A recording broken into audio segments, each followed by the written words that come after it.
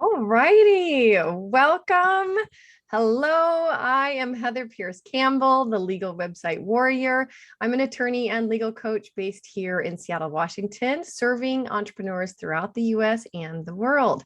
Welcome to another episode of Guts, Grit, and Great Business.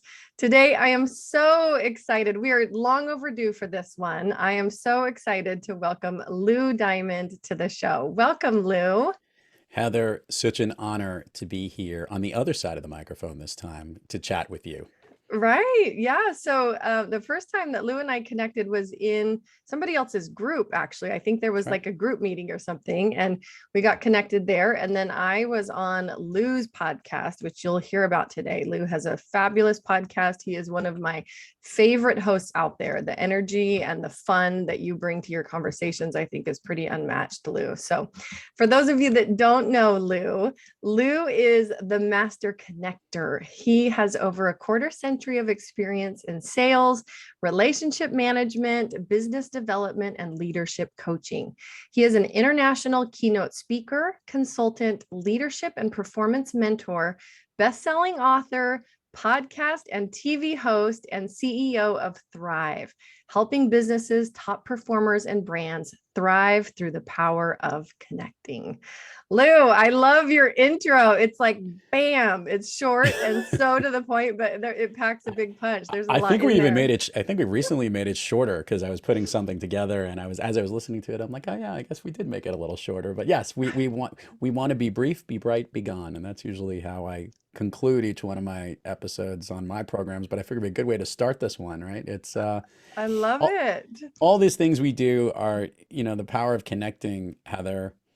You and I connected, as we mentioned, through one meeting, and then it led to a conversation. I even think one time I pointed someone in your direction because of the things that you do in your business are so vital to so many entrepreneurs that it's the spirit of entrepreneurship that is unmatched anywhere. And in the seats that we sit in, we are blessed to connect and have these conversations with these Mm. incredible individuals who do unbelievable things, but also bring that unbelievable spirit that's unmatched into every encounter that they deal with. So that's the sitting on the side of the microphone as a guest is always fun and an honor because I get to do so much of it on the other side. And I love the ability to just absorb all that information. And I know your listeners are too, because that's part of what makes your show enticing as well. So thank you for those kudos and thank you for the opening.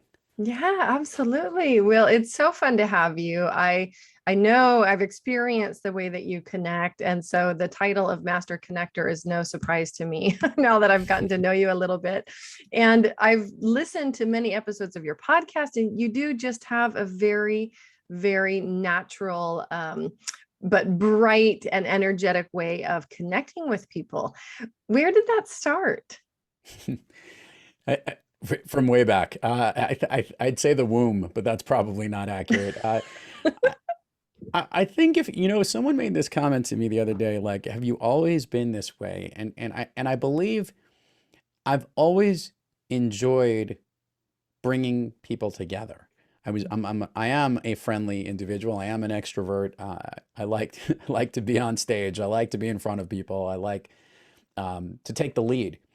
And to me, I don't think I ever realized when you bring relationships or people together, like just connecting to individuals, I've always seen something more than just, oh, these people are meeting and, I'm just introducing them. No, I saw an energy, truth be told, a Mm, true energy that happens when those people match and meet. And a lot of times, because I have a very common name, Heather, well, not common name, a name that is out of an actor's and everyone always remembers my name. I wasn't always so good at remembering other people's names.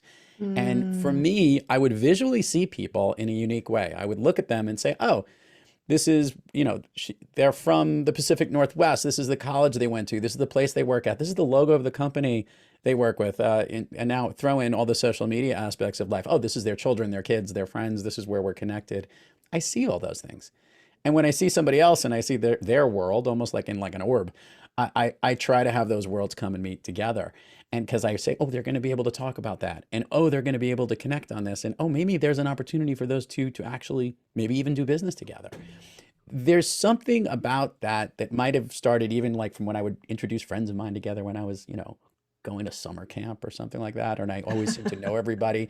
I just feel that throughout my life, there was a sense of, this sounds really weird, but I think there was like, it was almost my purpose to bring Mm, those people together. Like I felt like if two people went into a room and and I knew both of them and I didn't connect them, I feel like I failed in the meeting in taking away those opportunities to make connections because as we all know, certain things in life can come in front of us that can stop us from having those connections in person or connections virtually or whatever they might be, right? There's so many things that can get in our way, work, life, pandemics. I mean, mm, stuff that stuff that you just can't ever predict. When you think about how busy all of our lives are and our schedules are, to find moments when people can actually overlap and get together is hard to do because yeah. there's just not enough hours in the day. So when those moments do come, I feel like a sense of urgency to make that happen. And I think I've always had it. So going full Mm, circle in a long-winded way of saying it, it's always been something I've wanted to do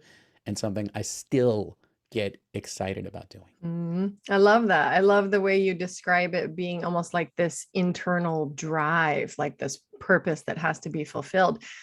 It's funny because I think generally people have busy lives, like they can relate very much to what you described as far as it being really easy for things to get in the way of having time to really connect with somebody or Yeah. create new meaningful connections. And the gift, if we can say that there's a gift in the pandemic, I think is realizing once those things are so completely absent.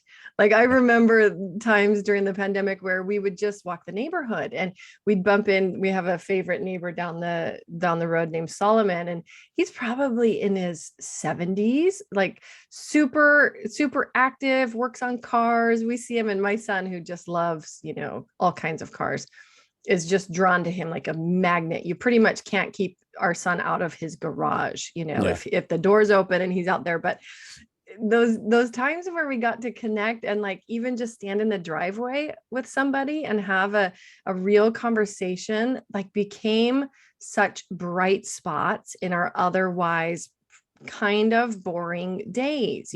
Kids were home, they weren't at school, we lost all of our supports like so many others. And so I think, the power of connection is Yeah. is really a real thing. And I think we can feel the weight of it missing in our busy lives. And then you layer on a pandemic and it's really missing. And you notice it so much when you have it. I'd say, and I guess where that matured into something professional in the sense of what I do for a living. And, I was always in sales or consulting, which to me was connecting companies together. And the spirit of understanding that when you use the skills to connect in the place of business, the connections that you have eventually drive revenue. They either bring in Mhm. the right people when you hire them for your organization who can bring in revenue or produce the things you're looking to do. If you find the right connection with the right partner, they can take care of some aspect of your business that is an expense that gets stuff done more productively or efficiently, like someone like yourself, Heather. And and then there are those, most notably, which is when you go to get clients, the ability to connect with prospects, clients, and targets that to grow the revenue and business. What I recognized is there were three aspects of business that I did throughout my career. As you said, quarter century, I said, shit, it's probably 30 years. But anyway, Right. I know you start putting timelines on it. right. So when I look at it, from my purpose has always been, as I said, put on this planet to work with those amazing businesses, leaders, and brands and help them thrive through connecting. And the salespeople, I'm helping to better connect to their targets, the marketers to better connect their message to their audience, and leaders to better connect to their people. Because the muscles and the skills of what you need to do to connect are all the same. It's just the language in those three different worlds that is a little bit different, or the topic or the content. But the skills on not necessarily what you need to do. That's the specific tasks in sales, marketing, and leadership. There's a lot of people focusing on that. It's how you need to be to connect. This aspect is the thing that we've always overlooked. We didn't Mm, recognize that actually there is stuff that we need to do that enables ourselves to have that energy, to mm, have that ability to connect with others, to recognize the things and commonalities and traits of what they have to bring those together. This is stuff that you can actually work on. And what a long time ago, this had to do with a really good salesperson I worked with a long time ago, used to believe that either you were born to sell or you either could or you couldn't. I don't know if that's true or not. I really still to this day don't know if that's true. But what I do know is that you can coach and mentor someone on how they need to connect.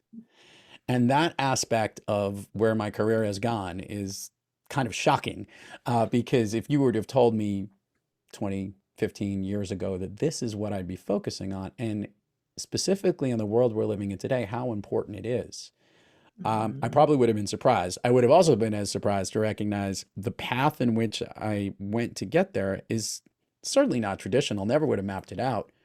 But it was through all of the connections that I made in my life that made this path achievable, that made the direction that I continue to move forward possible, that makes the things that I do each day wonderful. mm. the the power, I love the way that you described like the potential that exists in every connection. It's like, to me, it's a little bit like picking up a book.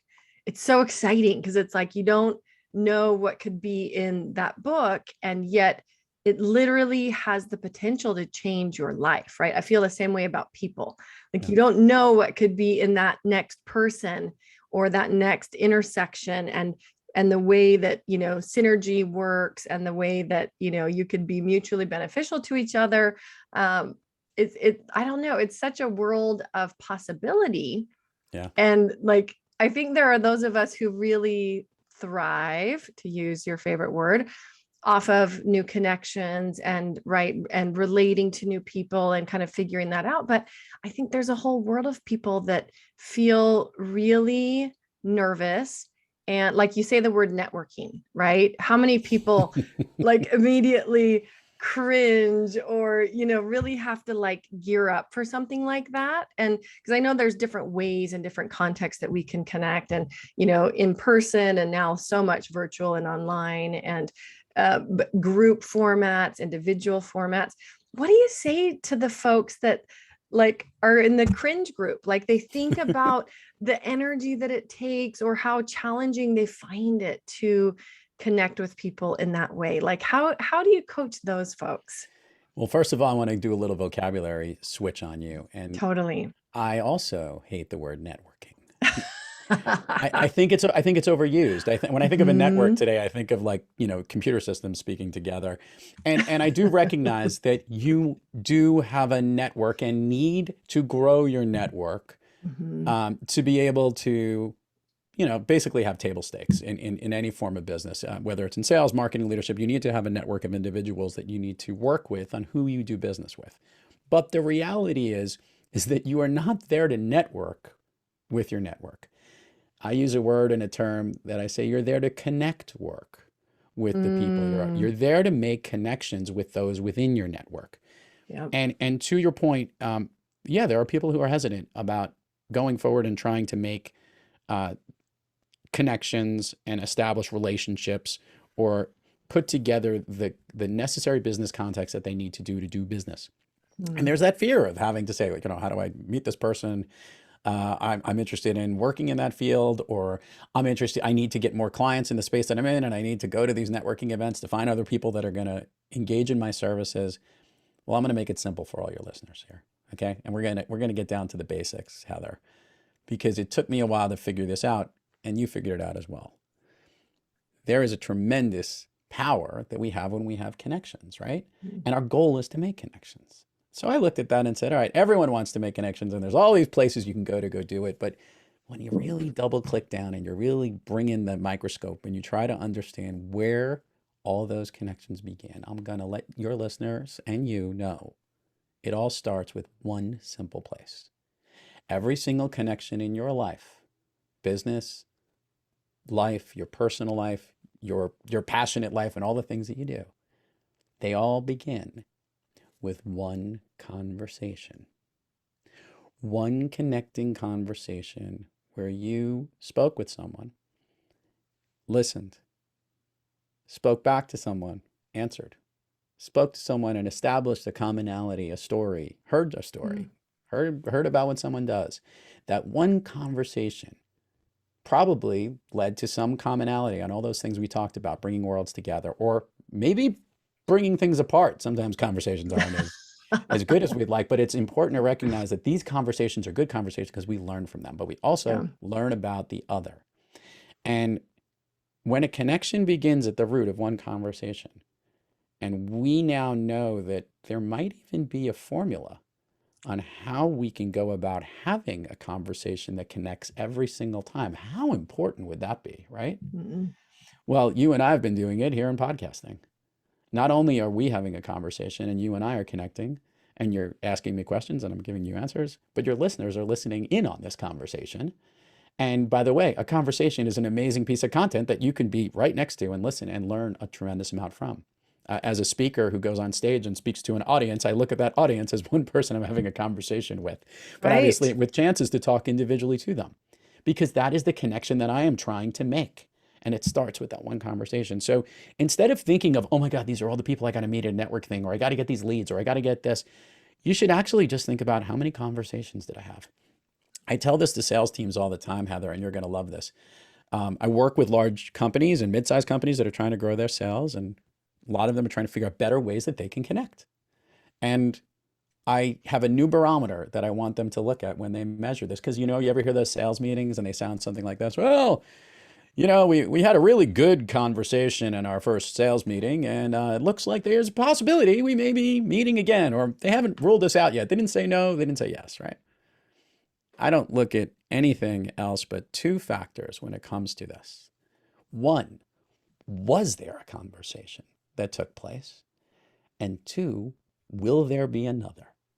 Mm. Because the purpose of every single conversation you have at the end of the day isn't just about making a connection, but it's about having another conversation that will eventually lead down the path of doing business, of establishing a relationship, of building all the things that you need to do to build so that you can grow your business, thrive as an individual, and be an amazing human on this planet, right?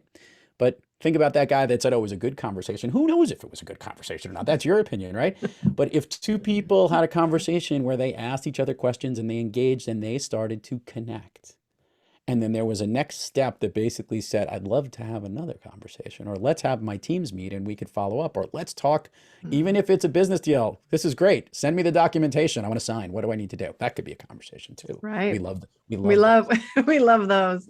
So those are the things that you need to know, that all those who are worried about networking and trying to figure out what to do, Mm. don't think about that. Just think about, I want to have a few conversations here, because those conversations are where I'm going to make the connections to grow my connect work to become the success I'm trying to achieve to do.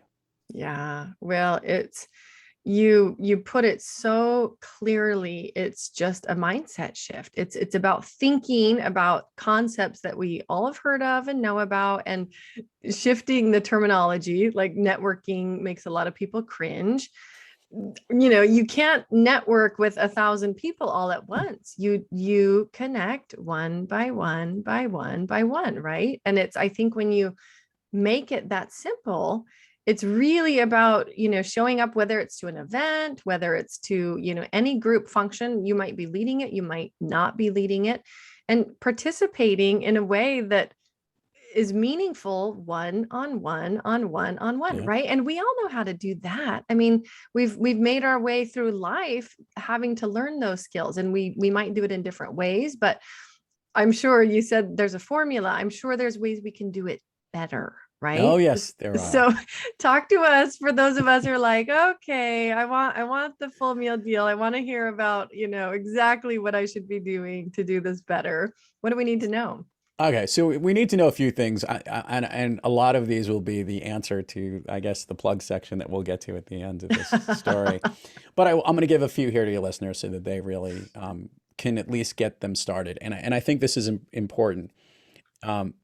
Let's just start off with the basic components, which is the preparation you need to do yourself Mhm. Because let's make it clear, there's a lot of changes we need to do in this world, and everyone could point fingers any other way, but we can only look in our mirror and start with ourselves on what we need to do to prepare, right?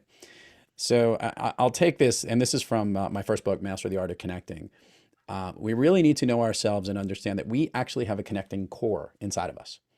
And that connecting core inside of us are four different muscles. I kid you not, we have these muscles. You can't really see them. They're somewhere in the core. I'll tell you a really good joke. My favorite story about a core was the first time I went to like a personal trainer. They said, well, you really need to strengthen your core. And, I did all the exercise and things that they did. And I immediately went home. This is definitely before cell phones or what. And I went to go look up where the core was on my body because I had no idea. Was it a button? Was it a place? I didn't understand. It was Where muscles is in a section. I'm like, That's it's the core hilarious. area. Now I get it. But to that point, when it comes to connecting, we each have our own connecting core to make things really easy here. Um, I've given an acronym. It's called the SAFE, SAFE. I'll work backwards just to be fun this way. The E is the power of empathy, and that Mm, is our ability to step in the shoes of another and see things from their perspective. You see, when we want to connect with another individual, we really need to actually understand what the other individual is seeing things. And that means we got to get out of our own way and not just jump in and relate everything to ourselves. We have to, from a coaching perspective, this is basically a level of listening, which is really stepping into only what they say and listen to what mm, they do, asking great questions, but making it about the person we're trying to connect with. How do they see things? Not our mhm, world, their world. So their little orb around themselves. The F is a fearless mindset. And getting to your mindset, I'm not saying void of fear. I'm saying you need to move through fear into courage. mm, You have to know what hesitates and what basically gets you and holds you back. Because that's the only way you need to be able to flip the script on that to be able to move forward and actually overcome that fear into courage. So if you're afraid of going in and having those conversations, well, make it, or meet the people in the networking thing. Just realize that if you didn't go at all, you would never extend your network whatsoever. And that would be a much worse fear you might have of fearing seeing your business fail or your relationships fail, mm. right? So initially stepping in there and just having conversation because everyone else is doing the same thing. The last two are real important. The A is authenticity. We can smell, I don't know if I'm allowed to curse in this You podcast. can. You can smell bullshit a mile away, right? Mm, And if the more real we are, you got to be real and honest from the heart. Truth all the way through to the bone in the way you communicate, in the way you sell yourself. A lot of people want to like, oh, I'm doing this, I'm doing that, I'm doing this, I'm doing this, I'm doing that. This is what I got going on, and all this. I always love like, well, how's business? You ever hear this question? How's business? And most people's first, oh, it's great. It's this, it's that. The real follow-up question, really, how is it? yeah. We want to give that honesty. We want to know if someone's there to help you, you want to know the areas, I'm looking to try to grow my sales team. I'm having trouble getting my marketing message out. Like open that authenticity, like, Mm, show a little vulnerability because we're all vulnerable and we want to see inside. mm, To make a connection, we want to understand we got to let somebody in. Make it clear it's a two-way street. So being authentic is something that we are drawn to because when we are not authentic, we don't want to connect at all with that individual, right? no. And the S last to bring this home as quickly as I could, Heather, and that is our superpower, our super why, as I call it. It's kind of our purpose. You got to unleash it onto the world. Mm, As I shared with your listeners, I was put on this planet to work with the most amazing businesses, leaders, and brands and help them thrive through connecting. Because when you thrive, you are taking things to the next level, moving onward and upward. And if these connections can do that, my goodness, what a wonderful world we'd be in. So if you're an introvert and your superpower is super coding or developing cool products, you can still connect with others and let people know what that is. We want to connect with that. We love superheroes, don't we? We always want to know, like, especially the origin story, like how they got their superheroes. People want to hear that. That's why they love listening to podcasts like yours. So this superpower, we want to see it because that's something we want to connect with. Because guess what? We become like a member of the Justice League when we connect with someone that has a superpower because, like, hey, I know this guy that he's super at mm. connecting. I know this woman who's super at organizing and getting businesses set up, who's a phenomenal podcaster. This is the stuff that we want to connect with. So for your listeners out there, start with strengthening your connecting core, your safe. Understand that those muscles need to be flexed and people will want to start connecting with you.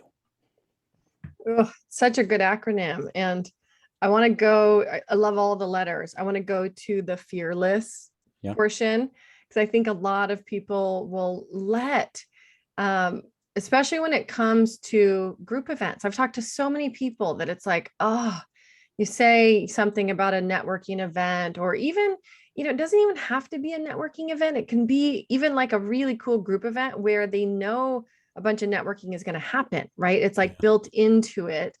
And it's still, I think people can get really like feeling on the spot about it or something. And I remember, so as a kid, I'm going to share a personal story. I Sure. was like seventh or eighth grade. I was having a really hard time like with my voice, connecting with kids that were older than me. I had an older brother. And I remember actually all the way into ninth grade when I joined high school, I literally walked around. We had a big high school campus, like head down, didn't look at anybody, carrying this heavy backpack. My brother would tease me like endlessly about how introverted I was. And my dad gave me a book, How to Win Friends and Influence People. Yeah. It's still one of my favorites. It's somewhere up there. Right? I know. I love your color coded for people that can't see. He's got a color coded bookshelf Shout out behind to the him. home edit. They were guests on the show a long time ago, and that's where it came from. I love it. Does it help you find your books? Like, do you have to remember what color your books are? What's You, actually really funny is that I think I associate a lot of the guests who've been on my program with their books and their color, and some people are really ah, on brand with it too. Like actually, to give two shout outs here to Stacey Hunke, who has a red, white, and black thing. Her book is right there, The Influence Redefined, and then in Phil M. Jones's book, he's got black, orange, and white sort of, but the orange and black are his themes, and I think that's right here as I put mm, my finger right over there, the yeah, orange. yeah. But yeah, so, and then of course, obviously, that should be a lesson to everybody who has white. You might get lost in the shuffle here. Right. That's hilarious. Anyways, So how yeah. did you come out of your shell? I want to hear that story. Right. Well, I read the book and I really looked around, and I was a pretty serious kid. So like when my dad gave me a book, I was like, all right, I guess I better read this book and figure this out. And but I looked around and it was really about deciding like who I was going to be. Was I going to be somebody that let fear get in the way of this other person, like knowing, connecting with, potentially serving this other person? And I was like, ooh, like I got really turned off even as a kid by the idea that my fear would stop me from, getting to know somebody else. And so I just decided like I'm not going to be that person. I'm going to, and I can't even remember at the time what steps it was, but I remember very clearly like the importance of remembering other people's names and like some just really basic but key lessons from that book that, I mean, to this day, I could say probably changed my life. I like to think of fear in two ways. We would not be human without two fears that every fear that you can think of roll up to. And I affectionately, it's probably not the most affectionate term, but I like to call them like the deathbed fears. Like, like if you're worried about your business today and you're worried about, whether your kids get off to school or this happens or whatever it is in your Mm, life, all the stresses that you might have, try to fast forward and imagine like you've lived a full life and you're on your deathbed, right? And you're about to go. You're certainly not going to be concerned about like, where the stock market is or what's going on, who's social, who said what and who did this. Now, there's only two things you care about. Was I loved? Was I appreciated? mm, And I think all of our fears go to those things. Did I put value on this earth from that appreciation of the things that I did that people care about? And did people care about me? Did they love me? So when you think about all those fears that you have, the imposter syndrome, which is a popular one, like, I don't know if I could be an entrepreneur. I don't really know if I really am one or whatever, because you're only telling yourself this, but that's part of that, appreciation thing, or even part of the love thing. Like, will people like me? mm, Will people like me is a big fear, right? Because maybe it gets cared. I want to clarify, lots of people can like you and not everyone will like you, but there's a few core people that you want to be loved, and it doesn't have to be the whole world. mhm. It has to be the people that mean the most to you and that also care back. So if you take all of the fears that you have and you try to understand exactly what it is, writing them down, talking them out with another coach. We do a fear coaching exercise in some of our fun leadership work exercises as to what are those things that hold you back. And when you understand really at its core what holds you back, and all you need to do is just kind of talk to yourself about it. I do this physical exercise where I make them stand and own their fear. We call this phobia coaching, which is the fear of being immediately authentic. And we have them stand in that moment. and they're dwelling in the fear. Like I'm afraid this podcast show won't be heard by anybody. I'm afraid that I'm wasting my time doing this and I'm not gonna, get any more business with anything I want to do. I'm afraid that people are gonna hear me. They're not gonna like the sound of my voice. I'm afraid they're gonna hear me and they're gonna think this is the stupidest program ever, right? Like, own that. Pretend that's the thing. And then I literally physically move them like 45 degrees angle, like out. Like, I go, let's look back at yourself at where you were half a second ago. What do you want to say to that person standing here? You're not fear. By the way, you're not winning. You're not afraid. You're not fearless, but you're in the middle here. These fears are whatever. What do you want to say to that person that's dwelling in this stuff? Like, dude, you're so stupid. Why are you worrying about this? You're so good. You're so this. And all of a sudden, all of the things that you would do to spin your fears on their head and flip them upside down, to recognize that fear is just another view of what courage can be. So when you think about how strong you want to be in your life and the things that you need to do to succeed, and when you think about the courageous people, trust me, every one of them has had a fear. They just basically said, okay, I understand it. I'm going to keep pushing it. Some people use the fear to drive them. Some people use that fear to keep them going. Some people use that fear to actually work harder so they are appreciated. So your mindset shouldn't be, it's holding me back. Your mindset should be, I want to know why it's holding me back, so I know what to do to flip that switch so I can move forward. Such a good example. I love the exercise you just described of like standing in it, and even your acronym phobia. For those listening, I have done this exercise in groups of over like 800 people in a crowd and picked out one person and did this whole exercise thing in front of that person. I look in the crowd when I do it. And on top of the fact that they have to face their fears and talk about it with a microphone in front of everybody, they're in front of everybody. And a lot of their fears are, I'm afraid of doing this right now, right? But I spin that whole thing. I go, just think, you're the only one standing here and everyone is wishing that they're not in your shoes right now, right?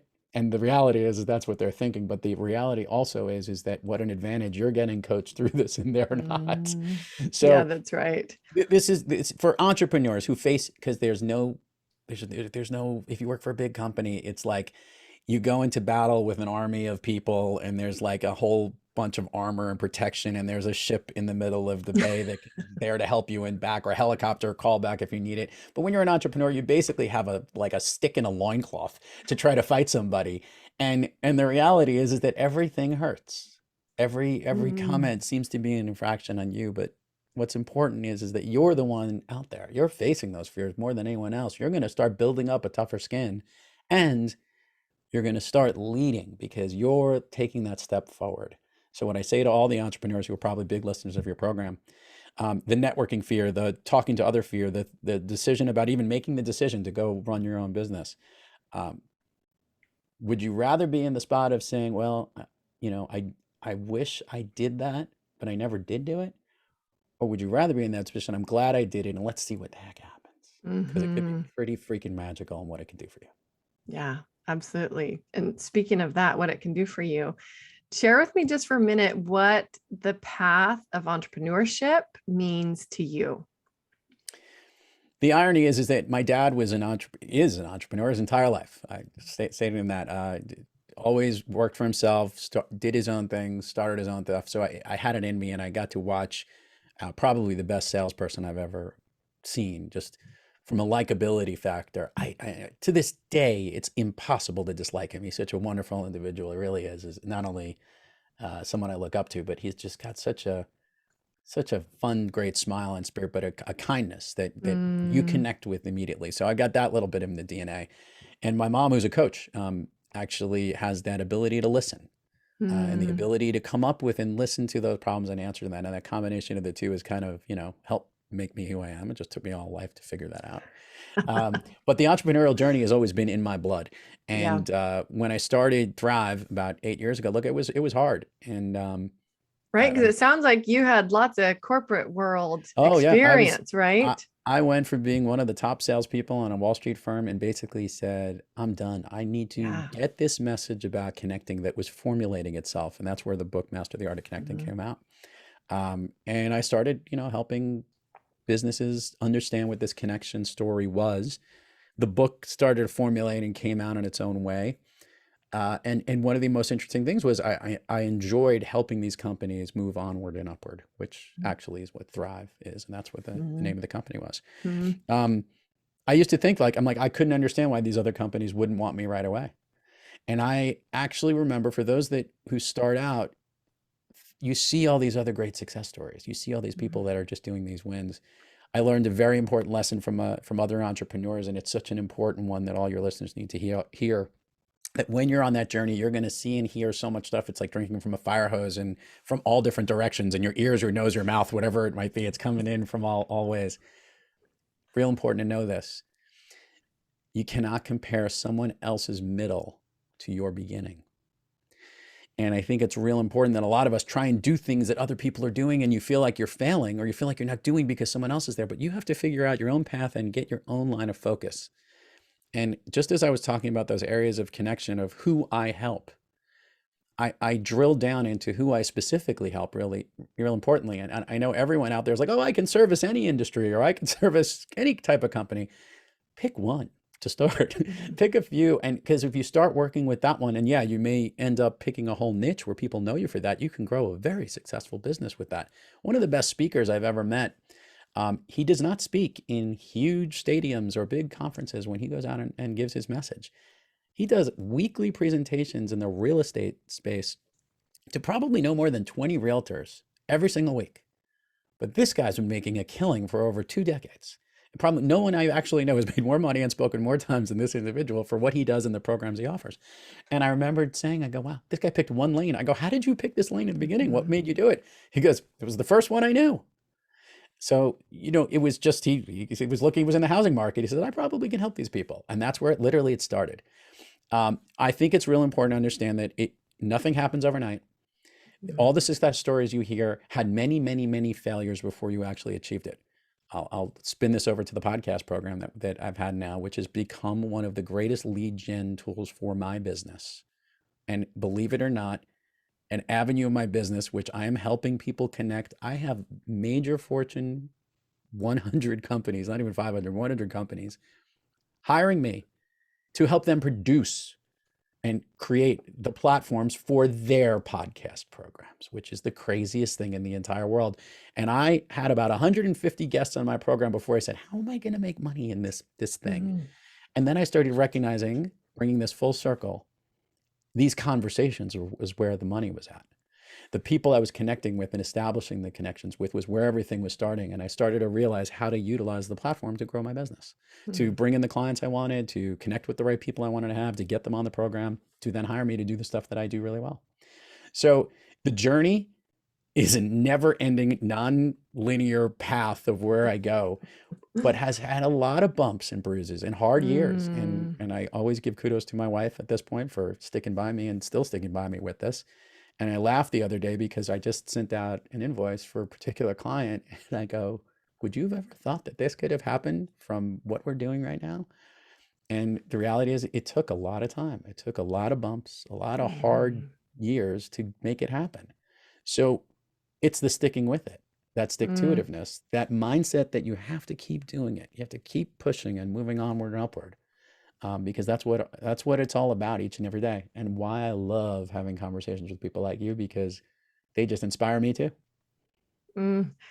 It's so important. I mean, thank you for sharing that. And I feel like we just cannot say it enough. I feel like we have to counteract so much of the BS in the marketplace that sells people, including people who come with lots of life experience and something to really offer the world, but maybe they're venturing off in the first time, like the first real path for themselves into the path of entrepreneurship or creating their thing in the world. And, like the playing the long game, the being dedicated to like getting to the top of the mountain is the only way you get there. Yeah.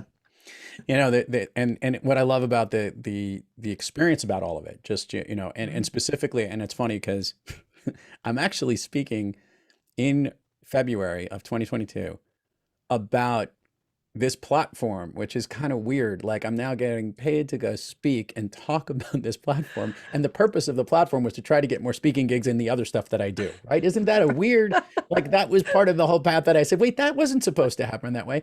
So you don't, there's a lot of variables that you'll never understand actually how they do. But what I will tell you is that if you are good at something and you release that superpower in the same way that you would do with your connections, and you start to hone in on that superpower and you start doing it over and over and over again, you get really, really good at it. And Mm.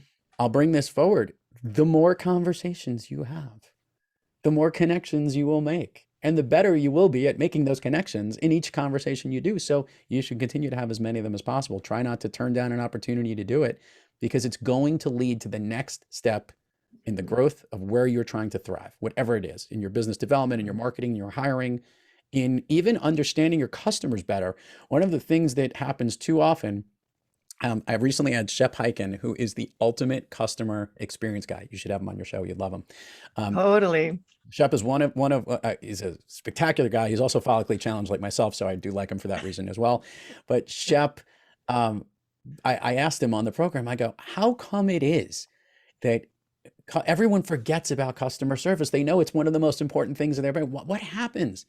And they have, and we kind of decoded it that they don't intentionally do it, but they get busy having other conversations in other directions and they lose focus on that. So we recognize this is that, be nice to your customers is his big message, and constantly be talking to them about how you can be doing a better job. Mm. Just like you can go on other podcast shows. I love being on this side of the mic every now and then because I'm doing a lot of listening like you are right now.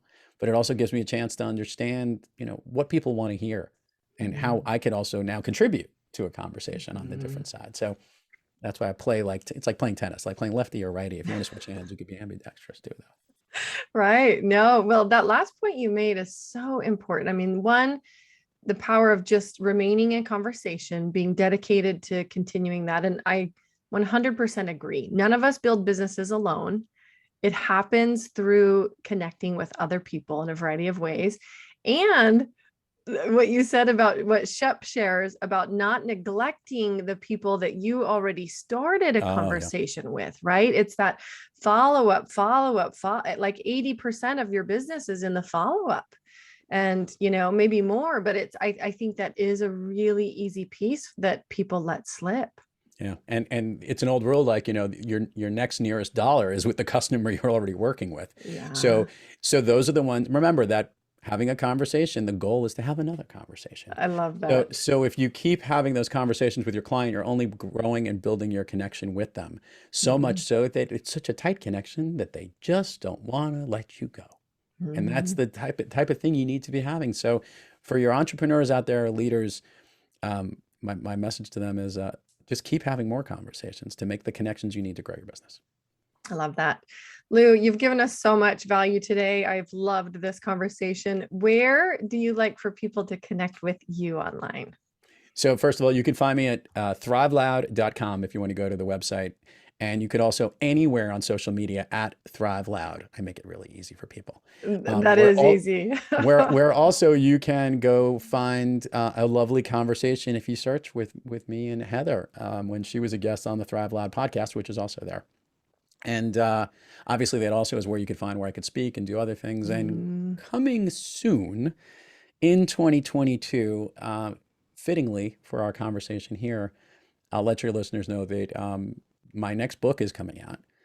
And as we've addressed, as I've kind of hinted to in this entire book, the book is about how you can connect, engage, and win with every conversation. So Mm. stay tuned for the new book to be released and title to be announced. It's already announced, but we're keeping it as a big release party.